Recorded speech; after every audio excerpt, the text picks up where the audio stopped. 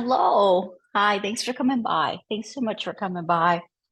So, yeah, they made a couple changes to the way this all functions, and I rather miss what I would do before prior to now is talk a little bit in my group. I have a Facebook group, and what I was able to do would stream this Zoom through the Facebook group, and I would have a couple minutes of conversation, generally speaking, um, before hitting record and YouTube, putting the video up to YouTube. So I kind of miss the little bit of intimate conversation with the women's group on Facebook before we record and drop into the message. Because I found myself, I just dropped the boys off to the beauty parlor, and this is the first time Lucky's been to the beauty parlor. And I like talking with you guys about this kind of stuff. So I don't necessarily want all that out on YouTube land, though. So I have to find where all this is gonna settle. But I do want to thank you for coming by, and I had inspiration last night during a course that I take for a pretty powerful offering that I believe I'm going to implement starting this Sunday. Uh, and I'll put details on that, but I think for this first one at least, it's going to be just for the Zoom ladies. But many of you watchers are the Zoom ladies. So this Sunday, I expect to have an offering. And I think Sunday would be the best time slot for it. But I'm just not sure of the time yet. So being that it's late in the game, I'm not sure how many people will be able to make it, but I am working on that, and I think it'll be pretty nice. So this message this year is offering us the opportunity to be present. And what does this mean? What does it mean? What does it mean to us, to you? Um, I think it's helping me notice perhaps an underlying anxiety that is there, like, are the dogs okay? They're in the back of my, there's this background noise in my head that is robbing me from what's right in front of me. And I think that if we just practice this every day, there's no doubt that we'll have a better understanding of what it means for us to be fully present and have had 365 days in a row of practicing releasing this other stuff. There's so much going on. This releasing the stimulation is huge and no easy task. So finding the music as a helpful tool, and I think we'll just go ahead and put that on now. And if you're able to close your eyes, please do. I find that it helps me anyway, really, at least stop stimulation from coming in somewhat, because the mind's still free to imagine. So just allowing myself a moment to soften and settle, feel the breath, notice the breath, all these things. Notice the face, the facial expressions hanging on, softening and settling. Breathing in peace and calm.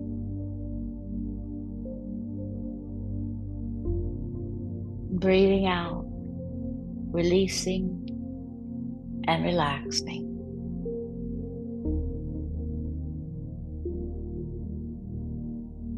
breathing in calming stillness,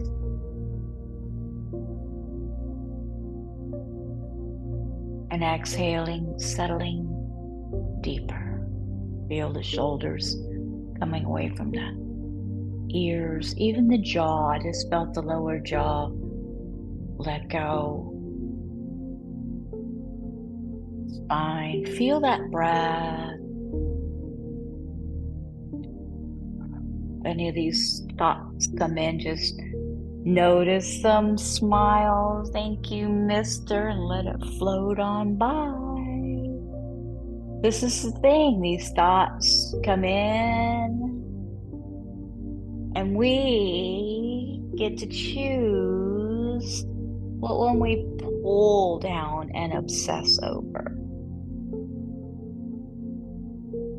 Make sure it's worthy of our time and energy. Otherwise, they can float right on out. Some of them float right back in real quickly, right? Making friends with these thoughts and not letting them rob us of what's right before us. So we're here in this community every single day. We're in our 6th year of conversations. This year, we're taking a look at the Book of Awakening by Mark Nepo. The Book of Awakening by Mark Nepo, New York Times best-selling book, described as having the life you want by being present to the life you have.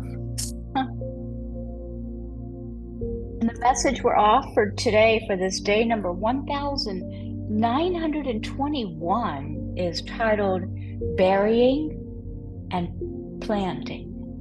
Burying and Planting.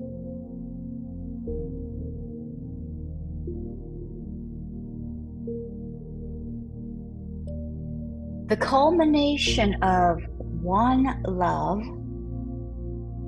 one dream,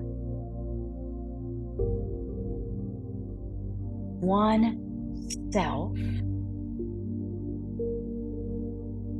is the anonymous seed of the next.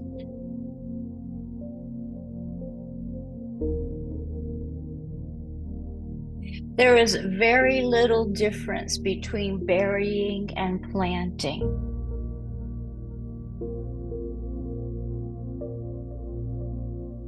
For often we need to put dead things to rest so that new life can grow. And further, the thing put to rest, whether it be a loved one, a dream, or a false way of seeing,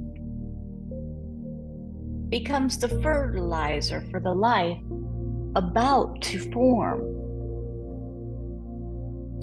Let's feel it. Take a pause and feel it. Breathe it in.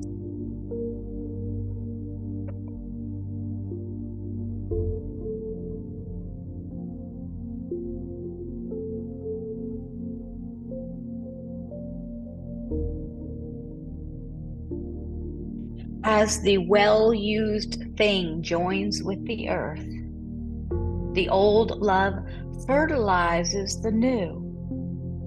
The broken dream fertilizes the dream yet conceived. The painful way of being that strapped us to the world fertilizes the freer inner space about to unfold.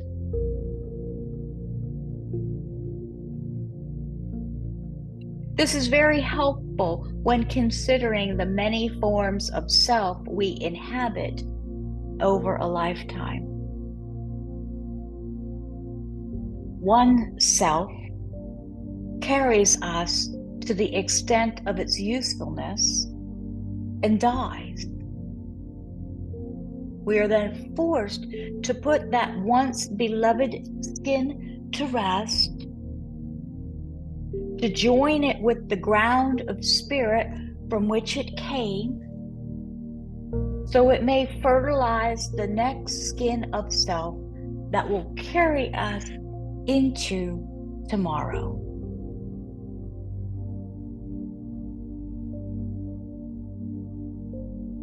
There is always grief for what is lost, and always surprise at what is to be born. But much of our pain in living comes from wearing a dead and useless skin, refusing to put it to rest, or for burying such things with the intent of hiding them rather than relinquishing them.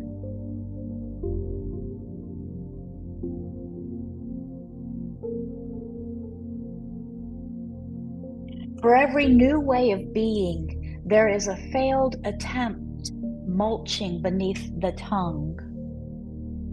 For every sprig that breaks surface, there is an old stick stirring underground. For every moment of joy sprouting, there is a new moment of struggle taking root.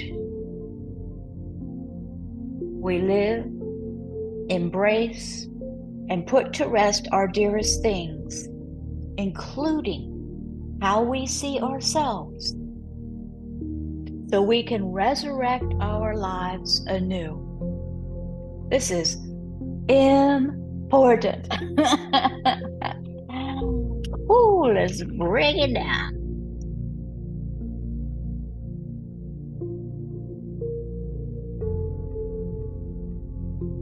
We live, embrace, and put to rest our dearest things, including how we see ourselves, so we can resurrect our lives anew.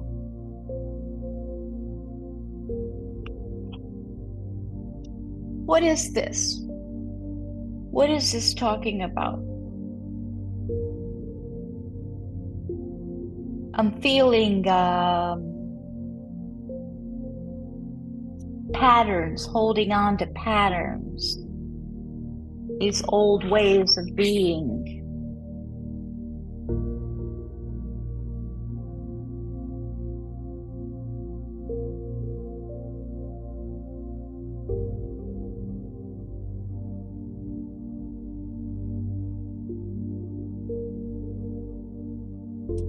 I have a poem here that this makes me think of. This poem is titled "I Have Been 1,000 Different Women" by Emery Hall.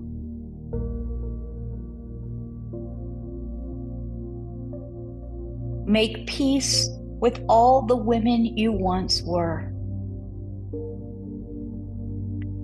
Lay flowers at their feet. Offer them incense and honey and forgiveness. Honor them and give them your silence. Listen. Bless them and let them be, for they are the bones of your temple that you sit in now. For they are the rivers of wisdom leading you toward the sea.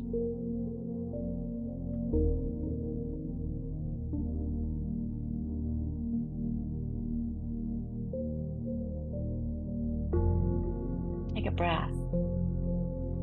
It's a powerful message today.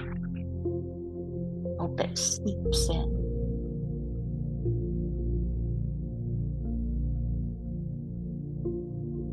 The little meditation exercise they offer us is try to identify one aspect of your way in the world. Try to identify one aspect of your way in the world that has outlived its usefulness. What have you outgrown? A way of thinking or feeling, of speaking, of relating, Think about this. This is important. So try to identify one aspect of your way in the world, one aspect of your life that has outlived its usefulness. Maybe it's a way of thinking or feeling or speaking or relating. And try to understand why you are still wearing it.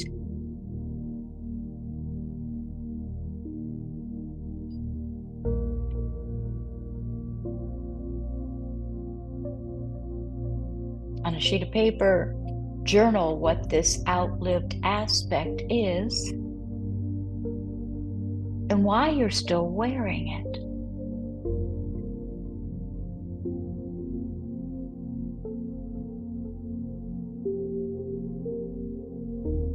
Take the paper and symbolically bury it somewhere special, giving thanks for how this outlived way has helped you to this point in your path. Passing the baton, baby. Be kind to the new space that burying this has opened up in you. So that's the cool part to me. Letting it loose and the focus not being on what the laws, but what do we gain? Because sometimes we're so focused on the door being closed or that loss that we don't even see the new door or the new opportunity. To be kind to the new space that burying this has opened in you. Water it and keep it in the light. Wow.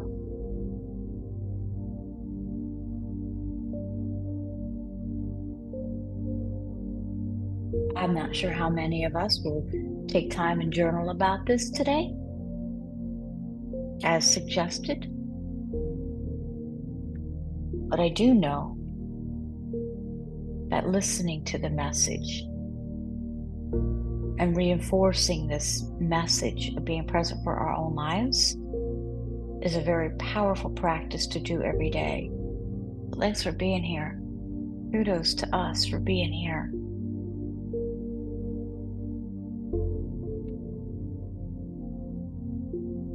1,921 days of being here. Cool. Keep it up. In deep and honest gratitude. See you tomorrow. Namaste.